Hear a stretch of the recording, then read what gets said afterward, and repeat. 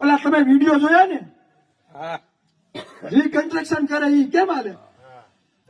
આમ હાલે, આમ હાલે.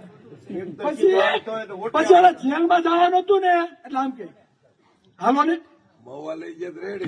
આમ કે આવા નાટક બતાવે, આવા નાટક એટલે આપણે મૂર્ખ બતાવે છે, મૂર્ખ.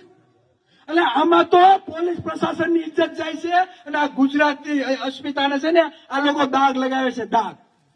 પાલનપુરમાં હમણાં 7 દિવસ પહેલા તમે જોયું ને મર્ડરના આરોપીને માર્યા. કેમ માર્યા? વાંકા રાખી ફેરી ફેર પટ્ટા માર્યા. નથી માર્યા દંડા? તો આ તમારા માસીના દીકરા છે ભાઈ. હે જે આ આરોપી છે જે 2 5 ઠોર મારે છે નવનીતભાઈ ને, તો તમે જેલની અંદર મારો છો, બરાબર? લંગડાતા આવે આપણે એમ કહે ને, લંગડા આપણે શું થાય કે આને અંદર સર્વિસ થઈ છે, પણ અંદર કરવા એટલે બારોબાર કરો ને એટલે અમને ખબર પડે કે સર્વિસ કરી છે કે નથી કરી. વિડીયો આવે તો ખબર પડે. હે ઉલ્લુ બનાવવાના ધંધા છે, ઉલ્લુ બનાવવાના ધંધા. અને ખરેખર આ લોકો મને તો એવું લાગે એવું ઈચ્છે છે કે સમાજ અંદર છે ને બાંધીને આ લોકો છે ને ડૈડે રાખે. આ લોકો આંદોલન કરે અને કઈક થાય ને એટલે પાછું કોટડામાં, આ વિસિયામાં, પેલા પીછવીમાં, હળવદમાં આવું થાય એટલે પાછા આપણે વીણી મારે ને આપણા ઉપર ગુના દાખલ કરે. આ લોકોને આ જ મનસા છે. એટલે કોઈ આંદોલનમાં બહાર નીકળવો જોઈએ નહીં.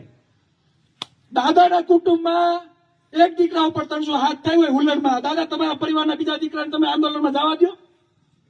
ઘરેથી માયું ના પાડે ભાઈ જાતા ને, માઈ ગયું ત્યાં નથી જવું. આપણા ઉપર ખોટા ગુના થઈને આપણે કેમ જવું?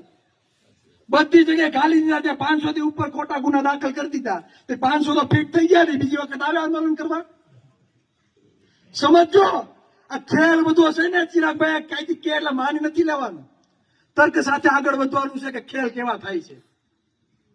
તમે જોયું હશે, તમે જિગ્નેશ મેવાણીને જાઓ, ચેતર વસાવાને જાઓ, અનંત પટેલને જાઓ, એના સમાજ ઉપર અત્યાચાર થાય, પોલીસ પ્રશાસનને કઈ રીતે સવાલો પૂછે છે કે નથી પૂછતા?